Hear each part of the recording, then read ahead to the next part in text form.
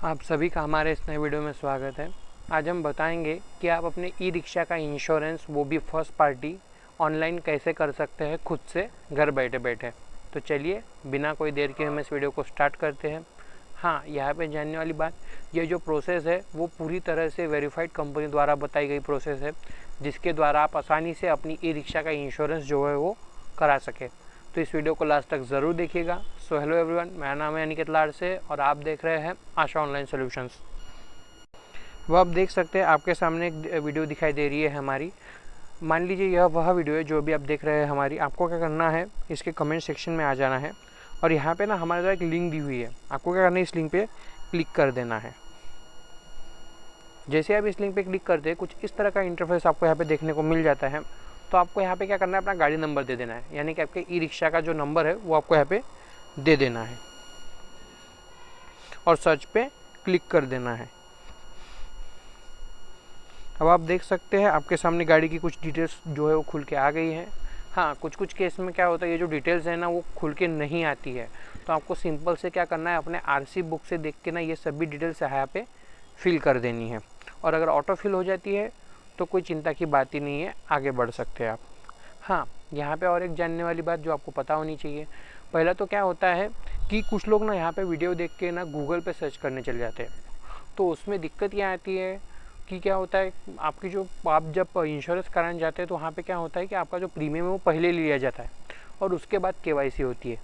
तो केवाईसी में दिक्कत क्या आती है कि केवाईसी आपकी सक्सेसफुल हो नहीं पाती, या कभी कभी डॉक्यूमेंट अपलोड नहीं होते हैं, या कभी कभी क्या होता है केवाईसी का जो ऑप्शन है वही शो नहीं करता है, तो आपकी पॉलिसी जो है वो अटक जाती है। और दूसरा क्या है, अगर आप इंश्योरेंस कराते हैं तो उसमें क्या होता है कि आपको उसकी प्रिंट ही नहीं मिलती है, या आपको डाउनलोड का ऑप्शन ही नहीं आता है, या डाउनलोड का ऑप्शन आता है पर डाउनलोड ही नहीं हो पाता है। और तीसरा ये कि आपने मान लीजिए आपने इंश्योरेंस करा लिया है तो वह एम परिवहन पे अपडेट नहीं होता है, तो उस केस में भी आप परेशान हो जाते हैं। मुझे भी 2-3 बार कॉल आए हैं कि भाई सर आप एम परिवहन पे इंश्योरेंस अपडेट कराते हैं क्या। तो मैं कैसे कराऊँगा अपडेट उनकी पॉलिसी, क्योंकि उन्होंने हमसे तो कराई है ही नहीं, क्योंकि जिनसे कराए हो वो करा सकते हैं। तो इससे उनको प्रॉब्लम होती है। तो अगर आप इस लिंक से कराते हैं तो उसमें आपका फ़ायदा क्या होगा कि जैसे आपकी जो पूरी प्रोसेस है वो पहले तो कंप्लीट हो जाएंगी, उसके बाद में ही आपका प्रीमियम लिया जाएगा। और दूसरा क्या है कि अगर मान लीजिए आपकी पॉलिसी डाउनलोड नहीं होती है, ज़्यादातर केस में डाउनलोड हो जाती है पर कुछ केस में ऐसा होता है तो डाउनलोड नहीं होती है, तो उस केस में आपको घबराने की ज़रूरत नहीं है। आप मुझे कॉल कर देंगे, मैं आपकी पूरी तरह से हेल्प कर दूँगा। और तीसरा ये कि मान लीजिए आपकी इंश्योरेंस पूरी तरह से हो गई है कंप्लीट, और अगर वो एम परिवहन पे अपडेट नहीं होती है तो उस केस में भी मैं आपकी पूरी तरह से हेल्प कर दूंगा। आप मुझे दिए हुए नंबर पे कॉल कर सकते हैं, स्क्रीन पे दिए नंबर पे मैं आपकी पूरी हेल्प करूंगा। हाँ, यहाँ पे ऑल ओवर जितने भी आपको डाउट्स है, या कोई आपको प्रोसेस के बारे में पूछना है, या कुछ जानना है, या आपको कुछ समझ भी नहीं आया, तो आप उस केस में मुझे कॉल कर सकते हैं, मैं आपकी पूरी तरह से हेल्प करूँगा। ये जो इसका ना आपको कोई भी चार्ज देने की ज़रूरत नहीं है, आपसे कोई भी चार्ज नहीं लिया जाएगा, ये फ्री ऑफ कॉस्ट है। सिर्फ आपको अगर कोई भी जानकारी जाननी है या पूछना है या कुछ प्रोसेस के बारे में समझना है तो उस केस में आप मुझे कॉल कर सकते हैं, मैं आपकी पूरी तरह से हेल्प कर दूंगा। तो चलिए आगे बढ़ते हैं। तो आप देख सकते हैं यहाँ पे ऑटो फिल होके आ गई है। तो आपको क्या करना है, सिंपल से इसको नेक्स्ट पे क्लिक कर देना है। अब यहाँ पे देख सकते हैं आपको पूछा जा रहा है कि आप कौन सा प्लान कराना चाहते हो, थर्ड पार्टी या कंप्रहेंसिव। तो पहले तो ये समझ लेना थर्ड पार्टी और कंप्रहेंसिव है क्या। थर्ड पार्टी मतलब अगर हमारी गाड़ी द्वारा किसी और की गाड़ी को टक्कर लग जाती है, टूट फूट हो जाती है, नुकसान हो जाता है, तो उसकी भरपाई हमें थर्ड पार्टी में मिल जाती है। और साथ ही साथ पुलिस के चालान से बचने के लिए भी आपका थर्ड पार्टी का इंश्योरेंस होना ज़रूरी है। और बात करें कंप्रहेंसिव की, तो कंप्रहेंसिव में क्या होता है, अगर सामने वाली गाड़ी को टक्कर लग जाती है हमारे द्वारा, टूट फूट या नुकसान हो जाता है, उसकी भरपाई तो मिलती है, पर साथ ही साथ अगर हमारी गाड़ी को भी कोई नुकसान होता है तो उसकी भरपाई भी हमें इस प्लान में मिल जाती है। हाँ, अगर आप दोनों चाहते हैं तो आप कंप्रहेंसिव करा सकते हैं, या फिर आप पे निर्भर करता है कि आप कौन सा प्लान चूज़ करते हैं। तो जैसे कि हम अभी फर्स्ट पार्टी करा रहे हैं, यानी कि कंप्रहेंसिव प्लान करा रहे हैं, तो यहाँ पे जो ब्लू डॉट दिया है, अगर आप थर्ड पार्टी करा रहे हैं तो उसको थर्ड पार्टी पे रखोगे, और अगर आप फर्स्ट पार्टी यानी कंप्रहेंसिव प्लान कराना चाहते हो तो इस ब्लू डॉट को कंप्रहेंसिव की तरफ कर दोगे। अब यहाँ पे आप देख सकते हैं, यहाँ पे आपको पुरानी पॉलिसी की डिटेल्स पूछी जा रही है। तो यहाँ पे आपको क्या करना है कि आपने कौन सा प्लान कराया था वो आपको यहाँ पे चूज़ कर लेना है, उसी तरह से जिस तरह से आपने यहाँ पे डॉट इधर उधर किया था, बस मतलब थर्ड पार्टी की तरफ किया था या कंप्रेसिव की तरफ, मतलब जो भी आपने प्लान कराया है उसकी तरफ वो जो ब्लू डॉट है वो उस तरफ कर दोगे आप। और आपकी पॉलिसी एक्सपायर कब हुई थी वो भी आपको यहाँ पे पूछा जा रहा है, और दूसरा क्या आपने कौन सी कंपनी से कराया था, तो ये सब डिटेल्स आपको यहाँ पे फिल कर देनी है। और अगर मान लीजिए आपको नहीं पता है तो ये जो यहाँ पे दिया हुआ है पुरानी पॉलिसी की डिटेल्स मांग रहे हैं, यहाँ पे जो येस पे है, अगर आपको नहीं पता है तो इसको आप नो कर दोगे। तो आप देख सकते हो यहाँ पे जो है आपका जो सेक्शन है वो हट चुका है। तो आप नीचे आ जाना है और व्यू कोड्स पे क्लिक कर देना है। हाँ, अगर आपको प्लान पता है आपने कौन सा कराया था तो आप वहाँ पे इंटर कर दोगे। अब आप देख सकते हैं आपके सामने जो है सभी कंपनियों के प्लान जो है खुल के आ गए हैं। हाँ, यहाँ पे और एक फ़ायदा क्या है कि अगर आप इस कंपनियों से कराते हो तो उसमें क्या होगा कि आपको एक ही जगह पे सभी जो प्लान है वो देखने को मिल जाते हैं। और हाँ, अगर आप मान लीजिए आप थर्ड पार्टी कराना चाहते हैं, मान लीजिए अपने कंप्रेहेंसिव पे आ गए हो और आपका मन बदल गया कि भाई मुझे थर्ड पार्टी करना चाहिए, यहाँ पे बहुत महंगे आ रहे हैं, तो उस केस में आप क्या करोगे कि अगर आप कराना चाहते हो तो उस केस में आप क्या करोगे, सीधे से यहाँ से बैक चले जाओगे और वहाँ पे थर्ड पार्टी चूज़ कर लोगे। या दूसरा क्या है, अगर आपको नहीं समझ में आता है तो मैंने क्या है डिस्क्रिप्शन में ना थर्ड पार्टी की लिंक दी हुई है, मतलब वीडियो की लिंक दी हुई है, तो आप वहाँ से प्रोसेस देख सकते हो, जिससे कि आप कैसे कर सकते हैं थर्ड पार्टी आपको पता चल जाएगा। तो मैंने उसकी लिंक जो डिस्क्रिप्शन में दी हुई है, तो आप देख सकते हैं अगर आप थर्ड पार्टी करना चाहते हैं तो ई रिक्शा का। अगर आप फर्स्ट पार्टी करना चाहते हैं तो इस प्रोसेस को कंटिन्यू करेंगे। अब यहाँ पे जानने वाली बात, यहाँ पे आईडीवी क्या है, तो आईडीवी वो है जो आपके गाड़ी को दी जाने वाली राशि है। ये आईडीवी मतलब अगर कोई नुकसान होता है तो उसको जो राशि दी जाती है वो राशि है ये। तो आप इस मान लीजिए अब यहाँ पे आपके सामने जो आईडीवी दिखा रही है तो ये बहुत कम लग रही है, तो आप इसको बढ़ाना चाहते हो तो कैसे बढ़ाओगे, तो यहाँ पे ऊपर देख सकते हो आप, यहाँ पे व्हीकल आईडीवी दिया हुआ है, तो आप यहाँ पे क्लिक कर दोगे। तो यहाँ पे ना आप अपने हिसाब से जो है वो आईडीवी चूज़ कर सकते हो, आगे पीछे जो भी कर सकते हो। तो अगर मान लीजिए आपको ये आईडीवी ठीक नहीं लग रही तो आप इसको मैक्स पे कर दोगे और अपडेट कर दोगे। तो आप देख सकते हैं आपके सामने जो है वो प्लान अपडेट हो रहे हैं। तो इसमें क्या है, आपको अपडेट प्लान जो है वो देखने को मिल जाते हैं। आप देख सकते हैं यहाँ पे दिए हुए हैं, ये अपडेट कर लिए। तो इस तरह से आप अपनी आईडीवी को बढ़ा भी सकते हैं, अपने हिसाब से एडजस्ट कर सकते हैं। हाँ, यहाँ पे और एक बात, यहाँ पे नीचे एडॉन्स दिया हुआ है, तो आप यहाँ पे ना कुछ अगर आपको कुछ भी ऐड करना है तो आप इसको ऐड कर सकते हो इस तरह से टिक करके, और अगर नहीं तो इसको अनचेक कर दोगे तो ये हट जाएगा। यहाँ पे पर्सनल एक्सीडेंट कवर भी दिया हुआ है। अगर आप खुद चला रहे हैं तो आपको ओनर ड्राइवर लेना चाहिए, और अगर किसी ड्राइवर के ज़रिए चला रहे तो उसको पेड ड्राइवर ले लेना चाहिए। और यहाँ पे ना इंटर करना होगा कि आपके उनको कितने रुपए देना चाहते हैं, मतलब कितने रुपए का कवर लेना चाहते हो, तो वो आप पे निर्भर करता है, वो आप देख लोगे। और अगर नहीं करना चाहते सिंपल से बैक आ जाना है और आगे बढ़ना है।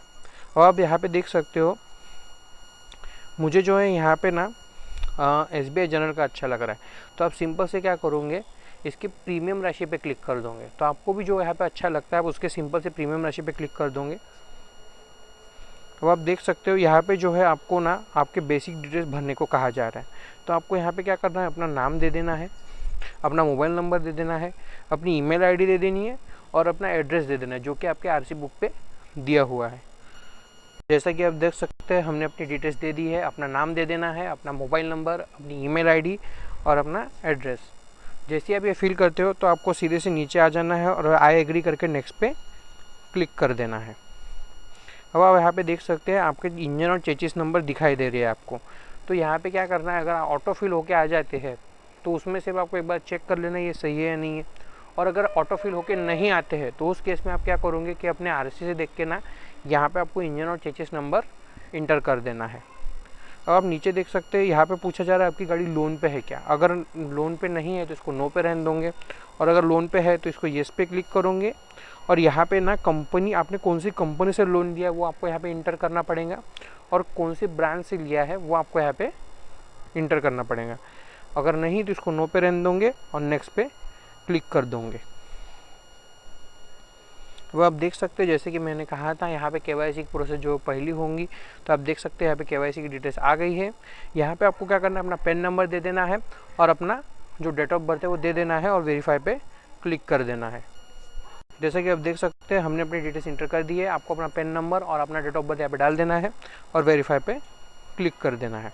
अब आप देख सकते हैं आपका जो पैन है वो वेरीफाई हो गया है, पर आपका जो एड्रेस प्रूफ है वो वेरीफाई नहीं हुआ है। तो कुछ केस में ऐसा हो जाता है, तो मैं आगे बता देता हूँ कि आप इस केस में क्या कर सकते हो। तो आप आगे देख सकते हो यहाँ पे दिया हुआ डॉक्यूमेंट टाइप।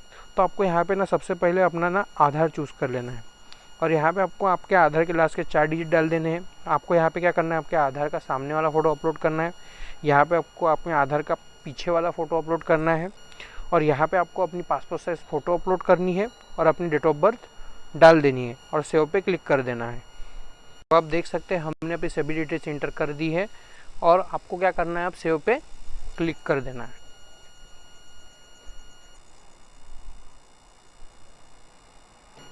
अब आप देख सकते हैं आपका जो पैन नंबर और एड्रेस डॉक्यूमेंट जो है वेरीफाई होके आ गया है। हाँ, अगर कुछ केस में क्या होता है, जो आपका पैन नंबर तो वेरीफाई हो जाता है पर एड्रेस प्रूफ वेरीफाई नहीं होता है, तो उस केस में आप क्या करोगे कि आपका वहाँ पे आधार नंबर डाल दोगे, अपने आधार के लास्ट 4 डिजिट, अपने आधार के सामने की फ़ोटो, पीछे की फ़ोटो और अपनी पासपोर्ट साइज़ फ़ोटो और अपनी डेट ऑफ बर्थ, ये आपको यहाँ पे इंटर करना होता है।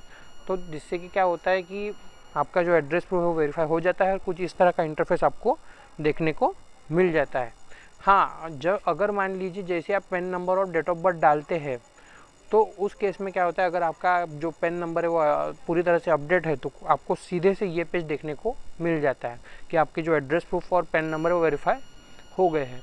हाँ, अगर कुछ केस में अगर नहीं होता है तो उस केस में जो हमने अभी प्रोसेस बताई है वो आपको करनी पड़ेंगी। तो आप देख सकते हैं वेरीफाई हो गया है, तो हम सीधे से समरी एंड पेमेंट पे क्लिक करेंगे। आप यहाँ पे देख सकते हैं आपको यहाँ पे क्या करना है, जो आपने डिटेल्स इंटर करी है वो आपको एक बार चेक कर लेनी है, सही है या नहीं है वो आपको देख लेना है। आप यहाँ से एडिट करके उसको चेंज भी कर सकते हो, आपको ठीक भी कर सकते हो और अगर सब कुछ सही है तो आप सीधे से पे सिक्योरली पे क्लिक कर दोगे। अब आप देख सकते हैं आपके सामने जो है पेमेंट का फेच खुल के आ गया है। अब आप यहाँ पे जिस भी पेमेंट मोड से कराना चाहते हैं करा सकते हैं, जैसे यहाँ पे डेबिट कार्ड दिया है, क्रेडिट कार्ड दिया है, नेट बैंकिंग दिया है, यूपीआई दिया है, वॉलेट दिया है, ईएमआई दिया है। अब जिससे भी कराना चाहते हैं करा सकते हैं। जैसे आजकल ट्रेंड चल रहा है यूपीआई का, तो मैं यूपीआई पे क्लिक करूँगा। तो यहाँ पे आपको क्या करना है, अपना यूपीआई नंबर दे देना है, सॉरी यूपीआई आईडी दे देनी है और वेरीफाई पे क्लिक कर देना है। तो पहले तो ये देख लेते हैं, अगर ये नहीं करना चाहते आप नीचे देख सकते हैं स्कैन एंड पे दिया है, तो आपको इसको व्यू कर देना है।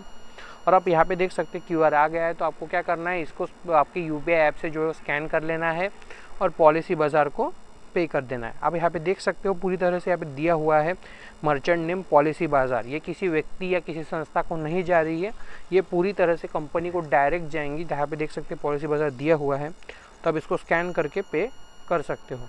और अगर मान लीजिए इससे नहीं करना है तो आप सीधे से पीछे आ जाओगे और यहाँ पे क्या करना है, आपको अपनी यूपीआई आईडी डाल देनी है।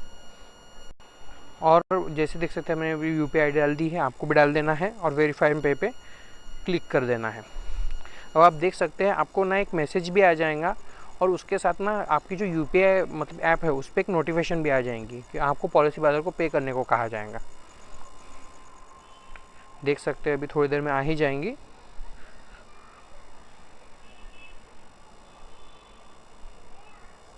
आपको वेट करना है। ये देख सकते हैं मेरे वाली यूपीआई ऐप पे जो है वो आ चुकी है नोटिफिकेशन।